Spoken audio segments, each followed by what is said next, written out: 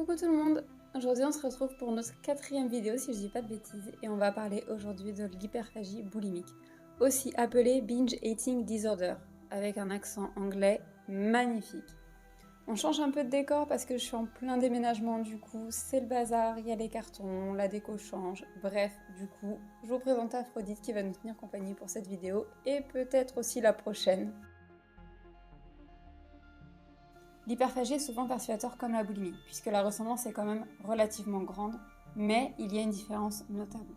Donc tout comme la boulimie, ça va être le fait de manger en très grande quantité de la nourriture, avec une sensation de perte de contrôle, et sans la sensation de faim. La différence avec la boulimie, c'est que là, il n'y aura pas de comportement compensatoire par la suite. C'est le trouble alimentaire le plus répandu puisqu'il touche entre 3 et 5% de la population, et c'est pourtant le moins connu. Ça va être le trouble aussi qui va toucher aussi bien les hommes que les femmes, alors qu'à la différence, la boulimie et l'anorexie vont avoir tendance à toucher plus les femmes que les hommes. L'hyperphagie est souvent confondue aussi avec le grignotage compulsif. Donc ça, qu'est-ce que c'est ? C'est le fait de grignoter tout au long de la journée, en dehors des repas et en petite quantité. Par exemple, tu vas faire à manger, tu manges un petit bout de fromage en même temps, tu regardes la télé, tu manges un petit carré de chocolat. Ça, c'est le grignotage compulsif. Et souvent, les personnes ne s'en rendent même pas compte. Ça peut aussi être confondu avec les compulsions prandiales, où là la problématique c'est pendant le repas. En fait, la personne se rend compte de sa faim et donc va manger à sa faim, mais n'a pas la sensation de satiété et donc ne sait pas quand elle doit s'arrêter de manger. Donc elle peut se resservir 2, 3, 4 fois du plat ou du dessert, voire même les deux, sans se rendre compte qu'en fait son estomac il est déjà plein et elle s'en rend compte quand il est trop tard et qu'elle se sent mal. Avant d'aller plus loin, si c'est pas déjà fait, pense à t'abonner parce que je vous vois, il y en a qui regardent régulièrement mes vidéos mais qui ne sont pas encore abonnés.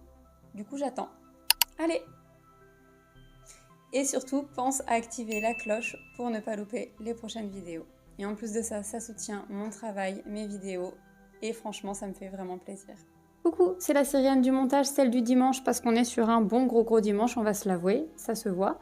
Bref, j'étais obligée de faire une petite apparition puisque la Syrienne du tournage a oublié de mentionner quelques trigger warnings assez importants. Entre 7 minutes et 8 minutes 15, je vais faire mention de violence, d'agression et de décès. Donc si ce sont des sujets qui te sont sensibles, tu peux passer cette partie de la vidéo. Voilà, et je te souhaite maintenant une bonne vidéo. Les deux premiers critères qui vont être pris en compte, ça va être la fréquence des crises. Donc il faut que ces crises arrivent au minimum 2 fois par semaine pendant au moins 3 mois. Et le deuxième critère, ça va être la sensation de perte de contrôle au moment de la prise alimentaire. Mais en plus de ces deux critères, il faut qu'il y ait au moins 3 des critères suivants qui rentrent en jeu. Il va y avoir le fait de manger très, voire beaucoup trop rapidement, le fait de manger jusqu'à se sentir mal physiquement, manger des quantités très importantes de nourriture sans avoir aucune faim, se cacher lors des crises, et après la crise, il y aura un sentiment de honte, de dégoût, de culpabilité d'avoir mangé. Donc s'il y a au moins 3 de ces critères-là, en plus des deux premiers, on peut avoir le diagnostic de l'hyperphagie boulimique. Pour l'hyperphagie atypique, on ne prendra pas en compte la fréquence des crises. Donc ça peut être plus ou moins, ça sera de l'hyperphagie atypique. Et je le rappelle, mais je suis ni médecin ni psychiatre, je ne suis donc pas habilitée à donner un diagnostic. Je ne peux pas te dire si oui ou non tu es hyperphagique. Seul un ou une médecin et un ou une psychiatre peuvent te le dire officiellement. Les causes de l'hyperphagie sont encore assez méconnues, mais on y trouve quand même quelques points de départ. Déjà, comme la boulimie et comme l'anorexie, ça arrive très souvent pendant l'adolescence. Mais on va la diagnostiquer, il est dur à dire ce mot vraiment aujourd'hui, beaucoup plus tard, souvent à l'âge adulte, ou alors chez les ados ou les enfants qui vont être en surpoids lorsqu'on va chercher à comprendre d'où ça vient. D'ailleurs, en parlant du surpoids des enfants, il y a beaucoup plus de risques qu'un enfant de moins de 7 ans soit en surpoids si pendant la grossesse, il y a eu des régimes à répétition ou des restrictions beaucoup trop importantes. Dans 80% des cas, ce sont les régimes hyper restrictifs qui vont mener à l'hyperphagie. Et même chez les enfants, puisque les parents qui mettent leurs enfants au régime sans raison médicale juste par projection, c'est bien plus fréquent qu'on ne le pense. Pendant toute l'enfance, la nourriture va avoir une place centrale au sein de la famille. Elle va servir de récompense, mais aussi de punition. Par exemple, t'as eu une bonne note, bah allez hop, on va au McDo. T'as pas eu de bonne note, t'as pas été sage, t'es privé de dessert. L'enfant sera même parfois obligé de rester à table jusqu'à ce que l'assiette soit finie. Et peu importe que ce soit pas à son goût, que l'enfant se sente malade, que l'enfant n'est juste plus faim, on ne va pas prendre en compte son avis, ses ressentis. C'est le parent qui va parler et qui va projeter. On entendra aussi beaucoup les phrases type, que ce soit des parents ou de la famille, ou même des amis de la famille. « Oh bah tu vas bien finir ton assiette pour me faire plaisir quand même !»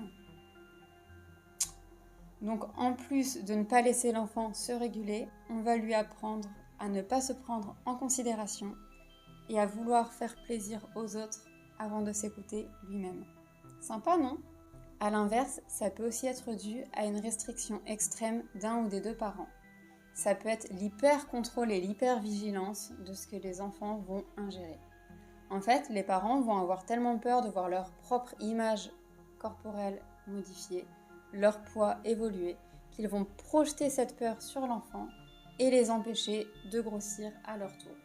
Et donc, quand l'enfant aura accès à la nourriture, le cerveau va avoir peur d'être en constante privation et va se jeter dessus. Et c'est là que vont commencer les crises. Les personnes souffrant d'hyperphagie vont un petit peu retomber en enfance dans ces moments-là et vont soit se punir, soit se récompenser avec la nourriture. Elle sera la réponse à beaucoup de leurs émotions, que ce soit la colère, la tristesse, la solitude, la peur, l'ennui. Et pour stopper ces pensées négatives, la personne va se jeter sur la nourriture. Le plus souvent, ça va être sur les aliments doudous. Mais soit la crise est trop importante, soit l'aliment en question n'est pas là, et du coup, tout peut y passer. Mais les crises fonctionnent aussi avec les émotions positives, comme l'euphorie, ou le fait de se récompenser d'avoir réussi à faire quelque chose de bien dans la journée. Exemple tout bête. Tiens, ce matin j'ai fait une bonne séance de sport, j'ai bien mérité de manger un petit peu de chocolat. Donc la personne va commencer à manger son chocolat, et là les neurotransmetteurs vont s'emballer, vont envoyer un maximum de plaisir, et la crise peut très vite arriver, puisque la personne ne va plus réussir à s'arrêter de manger, tellement il y aura de plaisir envoyé par les neurotransmetteurs. La plupart du temps, les crises vont avoir lieu le soir. Et si la personne ne vit pas seule, elle va attendre que tout le monde soit couché pour pouvoir le faire vraiment en cachette. Parce que je le rappelle, la honte, la culpabilité et le dégoût de soi sont vraiment des émotions très intenses lors des crises. Le côté psychologique entre énormément en jeu dans le trouble de l'hyperphagie. On retrouve chez beaucoup de personnes en souffrant de l'anxiété et ou une dépression importante, des traumatismes tels que la perte d'un ou d'une proche, des traumatismes d'abus, de violence, de maltraitance pendant l'enfance ou même plus tard. Et les personnes ayant un trouble psychologique tel que la bipolarité, le trouble borderline ou d'autres troubles où la perception et l'image de soi sont déjà biaisées sont plus sujettes à avoir des troubles alimentaires. Alors cette partie-là de la vidéo, ça fait à peu près 15 fois que je la recommence parce que je t'avoue que c'est très dur pour moi d'en parler. Me confier comme ça face cam, c'est un exercice qui relève vraiment de là au niveau zone de confort. Puisque pour te donner un exemple très concret, je vais te parler un petit peu de moi. J'ai eu un trauma pendant mon enfance que j'ai en partie oublié à cause d'une amnésie traumatique. Et j'ai un trouble borderline qui a été diagnostiqué quand j'ai eu 18 ou 19 ans à peu près. Donc j'ai un bon petit combo pour les troubles alimentaires. Je n'ai jamais eu un rapport très sain avec la nourriture. Au moment où la vidéo va sortir, à quelques jours près, ça fera 3 ans que j'ai perdu mon papa. Il est parti devant moi. C'était donc un gros traumatisme. Et je suis tombée dans l'hyperphagie suite à ça. En 1 an de temps, j'ai pris un peu plus de 20 kilos. J'aurais pu aller au sport, mais c'était la période des passes sanitaires, et ça c'est encore un autre sujet que je n'aborderai pas ici, mais du coup je ne pouvais pas aller à la salle. J'aurais pu le faire à la maison, c'est vrai, mais la dépression et tout ce qui s'est passé dans ma tête faisait que je n'avais plus envie. Et pour combler le manque de mon papa, je mangeais en permanence.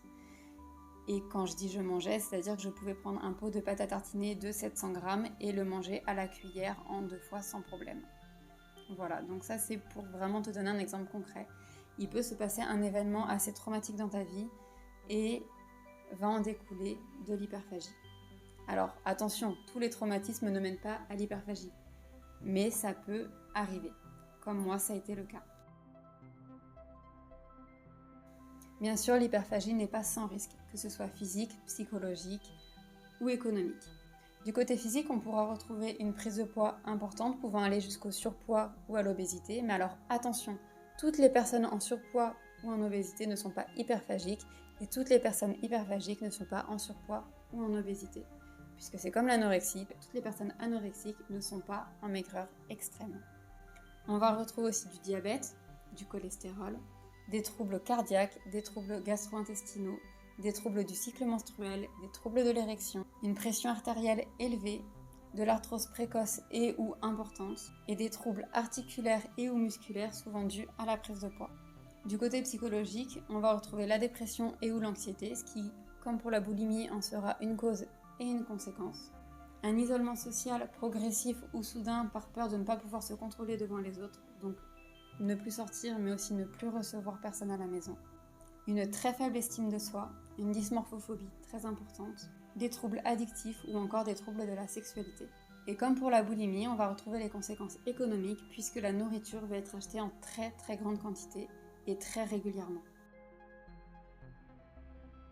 Déjà, la première étape pour s'en sortir, c'est de se rendre compte qu'on a un trouble alimentaire, que notre relation à l'alimentation n'est absolument pas saine. Ensuite, il faudra demander de l'aide. Alors, si tu ne peux pas, ou si tu n'oses pas, ou si tu n'arrives pas à demander de l'aide à un ou une professionnelle de santé, tu peux demander de l'aide à quelqu'un de proche de toi qui pourra t'aider, te conseiller, te guider, prendre éventuellement le premier rendez-vous pour toi, venir avec toi, t'accompagner si tu as besoin, si tu ne te sens pas à y aller seul.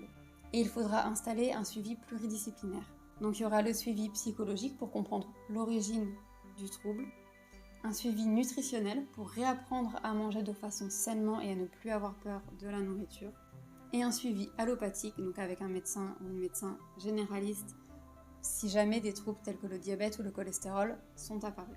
On peut également en complément, et j'insiste encore une fois sur le en complément, aller voir d'autres thérapeutes, d'autres personnes, comme des sophrologues, des hypnothérapeutes, des naturopathes, pour avoir un suivi sur un autre plan.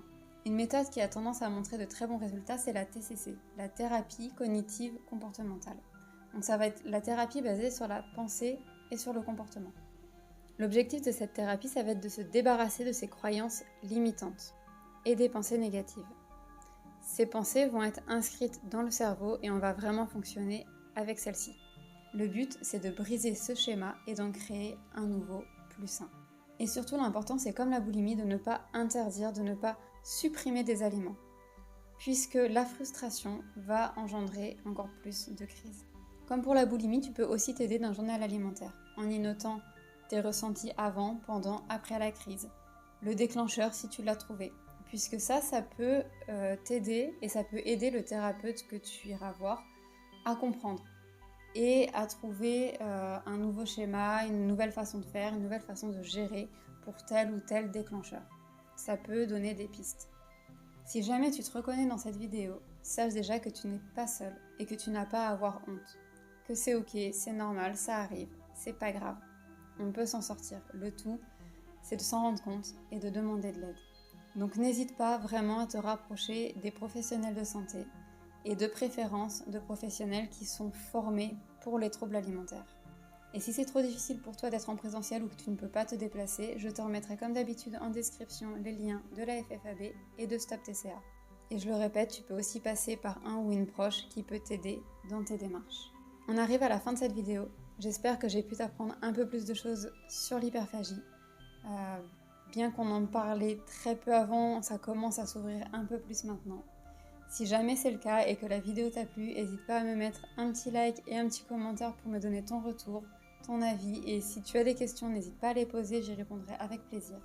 Je te remets aussi en barre d'infos le lien de tous mes autres réseaux sociaux où je poste toutes mes recettes. J'en poste certaines ici, mais pas toutes. Donc si tu veux toutes les voir et en louper aucune, n'hésite pas à venir t'abonner là-bas. Ce sera avec grand plaisir que je vais t'accueillir. Et en attendant la prochaine vidéo qui sera peut-être un peu plus tardive puisque comme je te le disais, je vais être en plein déménagement. Donc je sais pas si j'aurai le temps de filmer et de monter avant d'être bien installée. Je te dis à bientôt!